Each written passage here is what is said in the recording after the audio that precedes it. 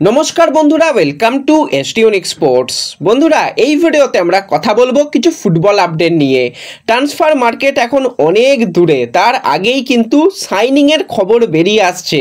বিদেশি প্লেয়ারকে নিয়ে আপডেট শেয়ার করব, ব্রাইট এনোভাকারেকে নিয়ে আপডেট শেয়ার করার সাথে সাথে জাতীয় দল নিয়েও কিন্তু কথা বলার রয়েছে একটু এই ভিডিওতে। তাই ভিডিও শুরু করার আগে একটাই রিকোয়েস্ট, চ্যানেলে যারা প্রথমবারের জন্য এসেছো মনে করে চ্যানেলটাকে সাবস্ক্রাইব করে নিও, তাহলে তোমাদের প্রিয় দলের খেলার সমস্ত আপডেট তোমরা এখানে পেয়ে যাবে। তো প্রথমেই যদি আমাদের জাতীয় দল নিয়ে কথা বলি, কালকে কিন্তু ভারত বাংলাদেশ মুখোমুখি হবে।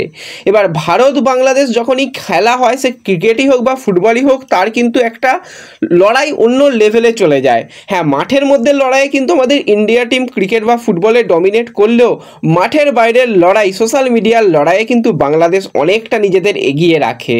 তো কালকে কিন্তু মাঠের লড়াই আমরা দেখতে পাবো সন্ধ্যা 7টা থেকে, যেখানে এএফসি এশিয়ান কাপের কোয়ালিফিকেশনের ম্যাচ রয়েছে। এবার হামজাকে নিয়ে প্রচুর পরিমাণে লাফালাফি করছে বাংলাদেশ, এমন ভাব দেখাচ্ছে যেন ওয়ার্ল্ড কাপ জিতে গেছে।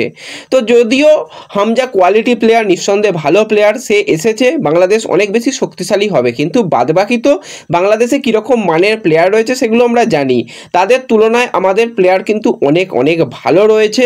সেখানে কিন্তু ভিশালকে আমরা অবশ্যই গোলের তলায় দেখতে চাই। ডিফেন্স লাইনে সন্দেশ জিংহানকে দারুণ পারফরমেন্স করতে হবে। মাঝ মাঠে কিন্তু আপুইয়া জিকসানের গুরু দায়িত্ব থাকবে মাঝ মাঠ ডমিনেট করা, এবং আক্রমণ ভাগে সুনীল ছেত্রীর মতনও আমাদের কাছে একটা প্লেয়ার রয়েছে যে জাতীয় দলের জার্সি গায়ে 95তম গোল করে ফেলেছে।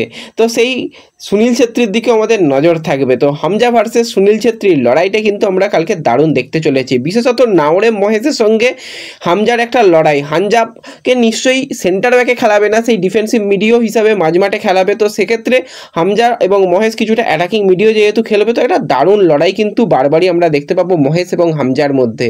তো অবশ্যই কালকে হাই ভোল্টেজ ম্যাচ হবে, সেই ম্যাচ নিয়ে পরে আলোচনা করা যাবে।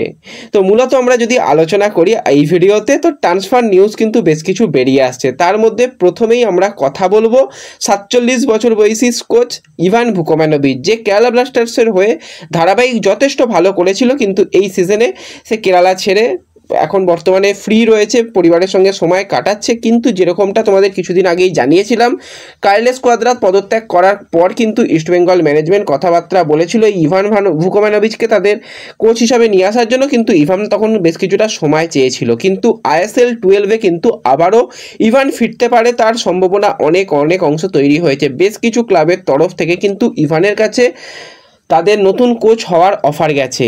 এবার দেখো, ইভান যেরকম মানের কোচ, তাকে কিন্তু একটু বিদেশি ভালো দিতে হবে, একটু দল শক্তিশালী করতে হবে, তাহলে কিন্তু যে কোনো দলের হয়ে খুব ভালো কাজ করতে পারে।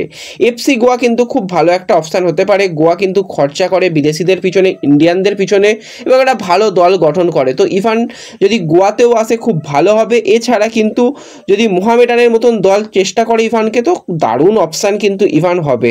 এবং ISL-এ যথেষ্ট ভালো করেছে কিন্তু ইভান, তার খেলার স্টাইল বা তার এই অ্যাগ্রেসিভ মেন্টালিটি তাকে কিন্তু অন্যান্য কোচেদের তুলনায় অনেকটা আলাদা করে।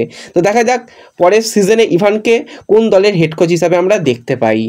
এর সাথে সাথে আমরা যদি একজন প্লেয়ারকে নিয়ে কথা বলি, ইস্টবেঙ্গল সমর্থকরা প্রচুর ভালোবাসে 26 বছর বয়সী নাইজেরিয়ার সেন্টার ফরওয়ার্ডের প্লেয়ার ব্রাইট এনোভাকারে, যে কিন্তু আল বিদাত এসসির সঙ্গে কন্ট্রাক্ট থাকলেও বর্তমানে সে ফ্রি ক্লাব রয়েছে, কোনো ক্লাবের সঙ্গে যুক্ত নেই।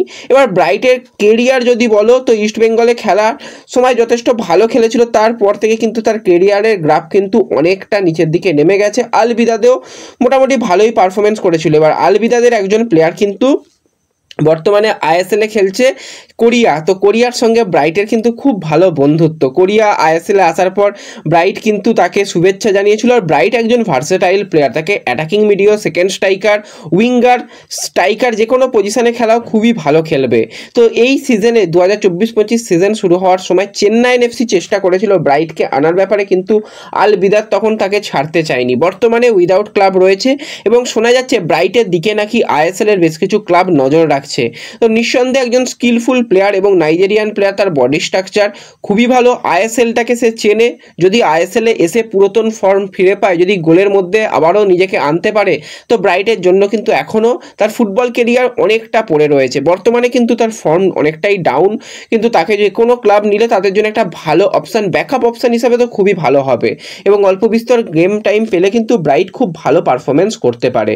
তো দেখা যাক ব্রাইটের দিকে কোন কোন ক্লাবরা ইন্টারেস্ট শো করছে, সেগুলো জানতে পারলে পরবর্তী সময় অবশ্যই তোমাদের জানিয়ে দেব।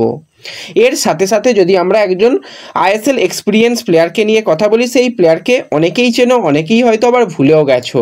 30 বছর বয়সী স্প্যানিশ সেন্টার ফরওয়ার্ডের প্লেয়ার সার্জিও ক্যাস্টেলা।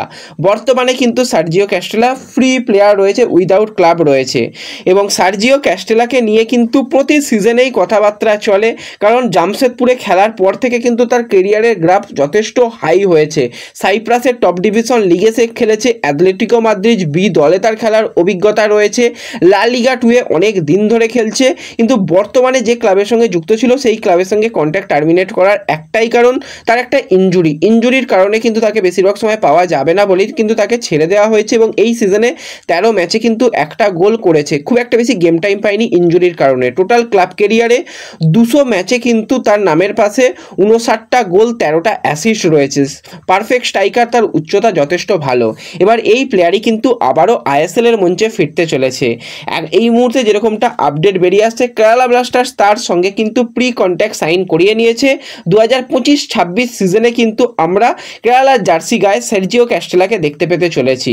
এমনিতেই কেরালা যথেষ্ট একটা ভালো দল গঠন করেছে, তাদের বিদেশি প্লেয়ার খুবই ভালো রয়েছে, সেই জায়গায় সার্জিও ক্যাস্টেলা এলে কিন্তু খুব ভালো একটা অপশান হবে। এবার সে সম্পূর্ণ ফিট হতে হবে, তবেই কিন্তু তার বেস্ট সার্ভিসটা পাবে কেরালা ব্লাস্টার্স। তো এটা কিন্তু একটা ভালো সিগনেচার কেরালার জন্য হচ্ছে এবং কেরালা আরও বেশ কিছু পরিবর্তন আনতে চলেছে, বিশেষত অনেকগুলো ইন্ডিয়ান প্লেয়ারকে তারা ছেড়ে দেবে এবং কিছু প্লেয়ারকে কিন্তু তারা ভালো রকম ট্রান্সফার ফি নিয়ে ছাড়বে এবং সেই জায়গাতে তারা বিদেশিদের দিকে নজর দিয়েছে। বিদেশি আরও ভালো মানের যাতে আনা যায়, আরও ভালো প্রোফাইলের প্লেয়ার যাতে আনা যায়, সেই চেষ্টাই কিন্তু করা হচ্ছে এবং কেরালাও যেরকমটা শোনা যাচ্ছে, কেরালা কিন্তু বেশ কিছু কোচের সঙ্গে কথাবার্তা বলছে। সুপার কাপের আগেই হয়তো সেই কোচ চূড়ান্ত হয়ে যাবে, কথাবার্তা একদম ফাইনাল স্টেজে রয়েছে। এখনও পর্যন্ত অফিসিয়াল সিগনেচার হয়তো হয়নি, 3-4 দিনের মধ্যে সিগনেচার হয়ে যাওয়ার কথা রয়েছে এবং তার পরামর্শ মেনেই, তার সিস্টেম মেনেই কিন্তু দল গঠন হবে এবং সামনের সিজনে বিদেশি প্লেয়ারও কিন্তু অনেকজন তারা দল ছাড়তে চলেছে। তো ক্যাস্টেলা খুব সম্ভবত সেই বিদেশি মানে কোচেরই একটা অন্যতম চয়েস এবং ক্যাস্টেলাকে প্রতি ক্লাব বছরই কিন্তু এফসি গোয়া, কেরালা ব্লাস্টার্স, এমনকি ইস্ট বেঙ্গলের মতন দলও নজরে রাখে। তো প্লেয়ারটার প্রোফাইল ভালো, পোটেন্সিয়াল রয়েছে এবং আইএসএলে খেলে গেছে। আইএসএলে যদি আমরা কথা বলি, আইএসএলে কিন্তু 11টা ম্যাচে 7টা গোলও করেছিল এবং সেই সময় আইএসএলের ভালো প্লেয়ার ছিল এবং তখন বয়সও অল্প ছিল। তারপর অনেকগুলো ক্লাব ঘুরে আবারও আইএসএলে ফিরছে, আশা করি একটা ড্রিম কামব্যাক হবে এবং সেখানে যেরকম প্লেয়ার রয়েছে সেই প্লেয়ারদের সঙ্গে মানিয়ে নিতে পারলে কিন্তু কেরালাও একটা ভালো দল গঠন করছে, এটুকু বলা যায়। তো ব্যাস এই ভিডিওতে এটুকুই আলোচনা করার ছিল। ভিডিও ভালো লাগলে লাইক শেয়ার করে দিও, চ্যানেলে প্রথমবারের জন্য এলে চ্যানেল সাবস্ক্রাইব করে নিও। দেখা হবে পরবর্তী ভিডিওতে। ধন্যবাদ।